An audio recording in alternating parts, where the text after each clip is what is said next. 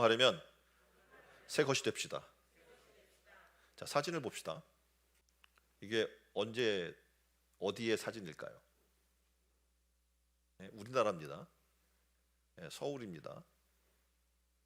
1960년대의 사진이고요. 청계천의 모습입니다. 이게 우리나라였어요. 네, 이걸 보고 다른 나라 사람들이 굉장히 놀랍니다. 아니, 이렇게 한국 이랬던 나라가 이렇게 변한 거야? 라고 이야기를 하는 거죠. 60년 초에 우리나라 평균 실업률이 35%였습니다. 세계에서 가장 가난한 나라였어요. 믿어지십니까? 세계에서 가장 가난한 나라였습니다. 1963년 당시에 필리핀은 우리보다 3배 정도 잘 살았어요. 그래서 필리핀에 취직하면 모두가 부러워할 정도의 상황이었습니다. 지금 우리나라가 얼마나 잘 살게 됐는지 피부로 느껴지십니까? 자, 1962년에 들어서 경제개발 5개년을 추진하면서 본격적으로 산업화가 시작이 됩니다. 1963년에 100불이었어요, 국민소득이. 100불이면 뭐 할 수 있어요? 네? 그 정도 수준이었어요. 근데 1995년에 얼마로 올라가냐면 10,000불로 올라갑니다. 그래서 뭐라고 이야기하냐면 이거를 그림 다음을 보면 한강의 기적이라고 이야기를 하는 거예요. 좁은 국토입니다. 세계 112의 순위예요. 면적 순위가. 부존 자원이 거의 없어요. 근데 경제력이 거의 10위권에 지금 올라가 있습니다. 과학 기술력도 세계 7위예요. 그러니까 교육력도 뭐 10위권이죠. 그러니까 전체적으로 한 그 10위권대에 들어간 한국의 성장이 된 거죠. 이 비결을 우리가 많은 사람들이 여러 가지를 이야기해요. 뭐 IQ가 높다, 뭐 교육열이 높다, 뭐 이런 수많은 이야기를 하지만 얘기한 대로 한두 가지 고쳐가지고 이렇게 변하는 게 아니거든요. 우리나라는 불교, 유교 사상에 어떻게 보면 그런 민족성을 갖고 있어요. 그러니까 유교적이고 굉장히 가부장적이고 불교적이라서 샤머니즘적이고 이런 사고들이 굉장히 팽배했는데 놀라운 일이 일어나요. 뭐냐면 선교사가 우리나라에 들어옵니다. 기독교가 들어오면서 놀랍게도 어떻게 해요? 새 부대로 바뀌는 초대 정부가 기독교 거의 그 사람들로 구성이 되어 있는 정부였잖아요. 그래서 새 부대로 바뀌었기 때문에 일들이 가능하게 됩니다. 그러니까 새 부대에 새 포도주를 담을 수 있는 은혜의 기회가 우리나라에 있었던 거죠. 그리고 끊임없는 성장과 변화가 일어날 수 있었던 겁니다. 만일 낡은 부대에 서양의 문물과 제도만 받아들였다면 금방 터져서 역효과가 일어나게 되었을 것입니다. 한국교회 초기에 교회가 가장 중점적으로 추진한 일들을 살펴보면 우리가 알 수가 있어요. 그러니까 처음에 초기 이 당시에는 여러분이 아시는 것처럼 많은 사람들이 노름에 빠져 있었고 술에 빠져 있었고 담배에 아는 것처럼 긴 담배대 공방에 다 담배 피고 있는 할머니부터 모든 사람이 담배 피고 있었어요. 그리고 일하는 건 천한 것이라고 생각을 해서 일도 하지 않았어요. 그러니까 이런 사고 방식이 너무 팽배했던 시대였던 거죠. 선교사들이 복음을 가지고 들어왔어요. 그리고 교육하기 시작합니다. 첫 번째 했던 게 교육이에요. 문맹률이 굉장히 높았는데 왜냐하면 복음을 전해야 되니까 글을 가르치기 시작했고 그리고 신앙으로 이런 우리의 잘못된 생각들을 바꿔나가기 시작했어요. 그 기초 위에 경제적인 성장이 따라올 수 있게 되었던 거죠. 선교사들은 국사 그리고 한글 교육을 통해서 한국의 정체성을 가질 수 있도록 배려했습니다. 이를 통해서 세계 지식을 눈뜨게 하고 세계인의 반열에 설 수 있는 준비를 해준 거죠. 당시 교회에 소재지를 그린 지도와 3.1 운동 발발 지역을 그린 지도를 겹쳐보면 지도를 겹쳐보면 놀라운 일이 일어났는데 뭐냐면 교회가 있는 지역을 중심으로 독립운동이 번져나갔던 것을 우리는 알 수가 있습니다. 또 당시에 기독교인의 전체 인구가 전체 사람 인구의 1.5%에 불과했어요. 그런데 기독교 수감자가 25%였어요. 독립운동하다 잡혀간 사람들이. 하나 예를 들면 북한이 얼마나 열심히 일하는지 모릅니다. 지금 우리가 일하는 거에 비교가 할 수 없을 정도로 열심히 일합니다. 그런데 부흥이 일어나지 않아요. 그들 가운데 어떤 경제적 성장도 일어나지 않습니다. 필리핀은 복음이 들어간 지 우리보다 훨씬 이전이에요. 굉장히 오래됐어요. 그런데도 어떻게 해요? 변화가 일어나지 않습니다. 우리나라와 뭔가 다르지 않습니까? 이유인즉슨 그들은 새 부대로 바뀌지 않았기 때문에 그렇습니다. 자, 오늘 말씀은 두 가지가 이야기가 있는데 하나는 옷에 관한 비유로 얘기해주고 있고 하나는 포도주에 관한 비유로 이야기하면서 새로워져야 한다는 것을 정말 간곡히 우리에게 얘기해주고 있는 겁니다. 자, 21절을 볼까요? 이렇게 얘기합니다. 생배의 조각을 낡은 옷에 붙이는 자가 없나니 만일 그렇게 하면 기운 새 것이 낡은 그것을 당기어 헤어짐이 더하게 되느니라. 오늘 말씀의 생배 조각은 예수님을 상징합니다. 낡은 옷은 전통과 관습에 매인 사람을 얘기하는 거죠. 그러니까 전통과 관습에 매인 사람에게 예수님을 붙여봐야 어떻게 해요? 안 된다는 거죠. 그걸 다 버리고 예수로 새로워져야 된다는 걸 얘기해 주고자 하는 거예요. 자, 22절은 포도주에 관한 비유가 등장을 합니다. 새 포도주를 낡은 가죽 부대에 넣는 자가 없나니 만일 그렇게 하면 새 포도주가 부대를 터뜨려 포도주와 부대를 버리게 되느니라. 오직 새 포도주는 새 부대에 넣으니라. 아멘. 자, 새 포도주는 예수님을 상징한다면 낡은 부대는 바리새인과 당시의 서기관을 얘기했습니다. 예수님이 오심으로 새 시대가 도래했는데 당시의 바리새인과 서기관들은 옛날 틀과 전통에만 맞추려고 한 거죠. 그러니까 복음이 들어와도 그 복음을 받아들이지 않았습니다. 예수님은요, 이 땅에 오실 때 수성공으로 오신 게 아니에요. 사람들이 지금 얘기할 때, 우리 기도할 때도 있잖아요. 고쳐달라고. 고쳐달라는 건 뭡니까? 어디 망가진 데 있으면 부분적으로 고쳐달라는 얘기인 거잖아요. 근데 주님이 오신 이유는 우리를 새롭게 하기 위해서예요.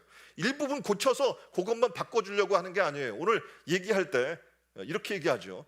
다시 말해서 헌옷 입고 있는데 거기다가 구멍 났다고 새 것을 덧붙여준다고 새로워지지 않는다는 거예요. 낡은 포도주 부대에다가 포도주를 분다고 그게 새로워지는 게 아니라는 거죠. 왜냐하면 터져서 다 못 쓰게 된다는 거죠. 그래서 하나님이 원하시는 것은 우리를 새롭게 하고자 하는 거예요. 우리를 새롭게 새 사람으로. 그래서 그리스도 안에 우리가 들어가기만 하면 성경 뭐라고 얘기하는 거예요? 새로운 피조물이 된다고 이야기해 주고 있는 겁니다. 예수를 믿는다는 것은요, 이전보다 착하게 살고 정직하게 되는 게 아니에요. 이전보다 착하게 살고 정직하게 되면 예수 믿는 사람들이 좀 달라졌구나라고 생각하는지 모르지만 예수님이 말씀하시는 그건 그게 아닙니다. 예수를 믿으면, 따라합니다. 예수를 믿으면 완전히 달라집니다. 이춘 이유예요. 브랜드 뉴가 되는 거예요.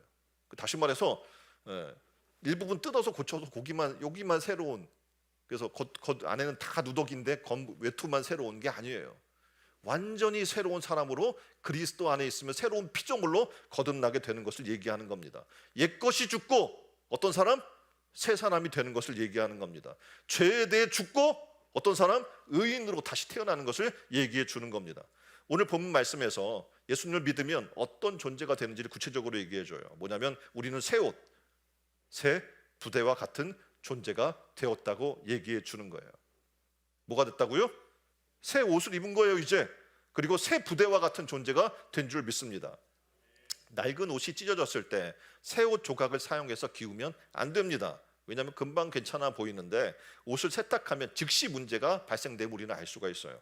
왜냐하면 세천 조각이 물을 머금잖아요. 그럼 어떤 일이 나냐면 급격히 수축이 돼요. 낡은 옷을 잡아당기게 되죠. 그럼 더 뜯어져 버리는 거죠. 포도주의 비유는 반대의 경우가 됩니다. 낡은 가죽 부대에 새 포도주를 넣으면 어떻게 될까요? 낡은 가죽 부대는 오랫동안 세월을 견디면서 이제 더 이상 팽창 능력이 없습니다.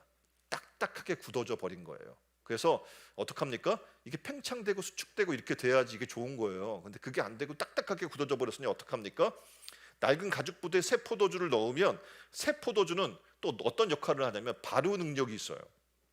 그럼 어떻게 돼요? 부풀어 오르겠죠? 그러면 가죽 부대가 팽창하지 않아서 결국 부대가 압력을 이기지 못하고 어떻게 해요? 터져버리는 거예요. 그래서 우리가 새 부대가 되게 해달라고 하나님 앞에 우리가 간구하는 거예요. 왜냐하면 새 부대가 되지 않으면 주님을 감당할 능력이 우리가 없는 거예요. 그래서 새 포도주는 낡은 부대에 넣으면 포도주를 그림처럼 어떻게 다 버리게 돼버리고 마는 겁니다. 이 말씀의 배경은 당시 복음을 둘러싸고 예수 메시아 공동체, 예수를 중심으로의 제자들의 공동체가 있었겠죠. 그리고 기존의 바리새파와 회당 공동체가 있었습니다. 이들 사이에 갈등이 있었어요. 왜냐하면 배타적인 선민의식으로 무장이 되어 있는 바리새파 공동체는요, 하나님의 율법을 준수함으로 구원에 이른다고 그들은 생각했습니다. 그래서 613개의 금지 조항을 만들었어요. 그리고 안식일 법규를 만들어 놓고 일상생활에서 그것을 지켜야 돼라고 억압을 한 거죠. 근데 다시 그리스도 공동체로 들어온 사람들 가운데 유대계 그리스도인들이 있었단 말이에요. 그런데 이들은 그리스도 안으로 들어왔다고는 얘기는 했는데 이미 오랫동안 율법주의가 몸에 배어 있었어요. 그래서 들어오긴 들어왔는데 여전히 어떻게 해요? 율법에 매여 사는 삶을 살았던 거죠. 그래서 성경은 얘기해주고, 특히 예수님은 얘기해주고 있는 거예요. 낡은 옷, 낡은 가죽 부대를 지금 회당 공동체, 당시 바리새파 율법주의자들을 얘기하는 거예요. 그런 삶의 모습에다가 새 포도주를 담아봐야 소용없다라고 얘기하는 거죠. 그래서 예수 메시아 공동체의 복은 뭐였냐면 새 천조각, 새 술이었어요. 그래서 오늘 우리에게 이렇게 하나님은 선포하고 있는 겁니다. 옆에 사람에게 얘기합시다. 당신은 새 것입니다. 그리스도 안에 있는 우리는 뭐예요? 새로운 피조물이 된 줄 믿습니다. 자, 그렇다면 이제 어떻게 해요? 새로워야지. 자꾸 누더기에다가 새 것만 붙이려고 하게 되면 새로워질 수가 없는 거예요. 고린도후서 5장 17절에 이야기하잖아요. 그런즉 누구든지 그리스도 안에 있으면 새로운 피조물이라. 이전 것은 지나갔으니 보라 새 것이 되었도다. 아멘. 아멘. 네. 제가 한 이제 영화 닮아 놀자라는 영화가 있었어요, 옛날에. 근데 거기에 조지폭력배들이 들어갔다가 이제 거기 머물게 해달라고 빌면서 이제 주지 스님이 문제를 냅니다. 이런 문제였어요. 물동에 물을 가득 채우라고 얘기하는 거예요. 근데 독이 있죠. 근데 바닥이 어떻게 돼 있어요? 깨져 있는 거예요. 그럼 여기다가 물을 채울 수 있어요, 없어요?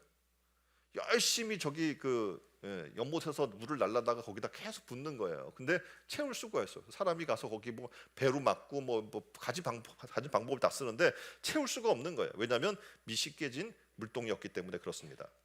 말도 안 되는 문제인데 한 사람이 갑자기 그 밑에 구멍난 물동이를 들고 호수로 달려가는 거예요. 그리고 그 물동이를 그 호수에 던져버렸습니다. 결과적으로 어떻게 돼요? 깨진 물동이에 물이 차는 거예요.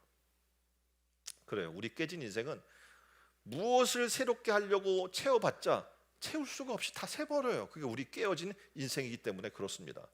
그러면 우리 인생을 완전히 새롭게 바꿀 수 있는 방법이 있는데 무엇이냐면 전능하신 하나님께 우리의 항아리 같은 인생을, 깨진 항아리 같은 인생을 던져버리는 거예요. 그럼 어떻게 됩니까? 내 인생 전체를 맡겨버리면 깨어지고 구멍난 내 인생은 어느새 문제가 되지 않습니다. 그리스도의 은혜 가운데 들어가면, 그리스도 안에 들어가면 우리는 새로운 피조물로 거듭나게 되기 때문에 그렇습니다. 우리는 복사품이 아니에요. 우리는 모조품도 아닙니다. 종류와 질에서 완전히 다 따라서 합니다. 완전히 새로운 브랜드 뉴라고 얘기해요. 완전히 우리는 새로운 존재가 된 거예요. 이것을 믿습니까? 믿으면 하나님 앞에 어떻게 해요? 이제 새로운 존재로 살기를 고백해야 되는 겁니다. 하나님께서 옛사람과 다른 새로운 성품을 우리에게 주실 거예요. 이전에는 우리는 어떻게 여전히 교회 나왔지만 성질 부리고 짜증내고 감정이 그냥 기복이 너무 심해요. 예수 믿는데 왜 그렇습니까? 우리가 브랜드 뉴가 안 된 거예요. 그리스도 안에 들어가야 돼요. 그 안에 담겨야 어떻게 해요? 예수의 성품이 우리 가운데 들어오게 되는 거예요. 그 안에 담길 때 성령의 능력을 우리에게 주실 줄 믿습니다. 그 안에 담길 때 우리가 새로워지게 될 줄 믿습니다. 이럴 때 오늘 어떻게 됩니까? 나를 더 이상 보지 말아야 돼요. 그리고 하나님께 내 인생을 맡겨드리면 되는 겁니다. 자, 그러면 새 사람이 된 우리는 어떻게 살아야 됩니까? 과감하게 아까 얘기한 것처럼 버려버리면 되는 거예요. 주님께 새 부대에 새 포도주를 넣듯이 새 사람이 되는 거죠. 새 피조물에 맞는 새로운 삶을 추구해야 될 줄 믿습니다. 새로운 삶의 낡은 배 조각, 다시 말해서 옛날 생활 방식, 세상 방식을 붙이면 안 돼요. 하나님께서 애굽에서 백성들을 끌어내줬어요. 그걸 우리가 출애굽이라고 얘기하잖아요. 근데 이들이 새로워지지 않는 거예요. 왜냐하면 400년 동안 노예 생활을 살았어요. 이게 몸에 붙어버렸어요. 관습으로 붙어버린 거예요. 그러니까 어떡합니까? 바뀌지가 않는 거예요. 그래서 불평하고 원망하는 40년의 생활을 광야에서 그들은 살게 된 겁니다. 옛 것을 버리지 않으면 새 것을 받을 수가 없어요. 새 약속의 땅으로 그들은 하나도 못 들어갑니다. 옛 것을 버리지 않으면 하나님의 은혜 가운데 나가지 못하는 거예요. 이 시간 우리가 기도해야 될 게 그런 거예요. 버리게 해달라고. 사자성어 중에 염일방일이라는 말이 있습니다. 하나를 얻으려면 하나를 놔야 된다는 뜻입니다. 여기에 관련된 얘기가 있어요. 중국 송나라 때 사마강이 있었어요. 근데 이 사람의 어릴 적 이야기가 이런 이야기가 있습니다. 아이가 놀다가 옛날에는 이제 커다란 장독대가 있었잖아요. 근데 중국에는 엄청난 사람이 들어가서 빠져 죽을 정도의 그런 커다란 항아리가 있었어요. 거기에 물을 가득 담아 놓습니다. 물이 귀하기 때문에. 그런데 아이가 놀다가 그 항아리에 빠져버린 거예요. 어떻게 해야 되나요? 건져야겠죠. 근데 애가 그 물속에서 빠져서 허우적거립니다. 어린들이 소리를 지릅니다. 왜냐하면 항아리가 워낙 크니까 사다리 가져와라, 밧줄 가져와라. 요란 법석을 떠는 동안 아이는 물속으로 빠져들어갑니다. 죽어갈 지경이 된 거죠. 이 모습을 본 꼬마 사마광이 옆에 있던 주먹만한 돌멩이를 쥐어다가 어떻게 했어요? 그 항아리를 깨트려 버리는 거예요. 어른들이 놀랍니다. 왜냐하면 어른들은 깰 생각을 못했어요. 왜입니까? 단지 값을 생각해야 되죠. 단지가 비싼 건데 항아리가. 그리고 어떡합니까? 그 안에 있는 물 귀한 거예요. 근데 물값도 생각을 해야 되죠. 그걸 깨버리면 책임을 누가 져야 돼? 깬 사람이 져야 되는 거잖아요. 그러니까 책임 소재도 생각을 해야 되는 거예요. 그러니까 어떻게 이도저도 못하고 있는 거죠. 결국은 사람은 죽어 나가버리고 말게 되겠죠. 지금 우리도 똑같아요. 내가 지고 염려하고 걱정하고 있는 문제, 베드로처럼 큰 파도에 집착하고 있는 그 순간 하나님은 얘기하는 거예요. 왜 의심하느냐? 주를 바라보라고 이야기하는 거예요.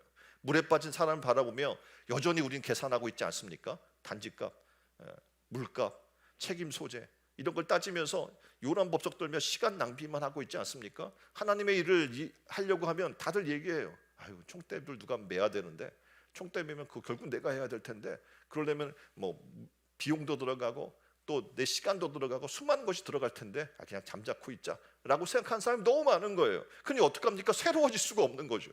변화될 수가 없는 겁니다. 내 생각, 내 경험, 내 욕심을 시간 깨달라고 하나님 앞에 고백하십시오. 그리고 주를 바라보게 해달라고 고백하십시오. 거기에 새 사명으로 나갈 길이 있는 줄 믿습니다. 저는 바라기는 신촌 은혜로운 교회가 새 성전을 졌어요. 그러면 이제 어떻게 해요? 도약해서 변화를 이루는 삶으로 나아가야 될 거 아닙니까? 새로워져야 된다는 얘기예요.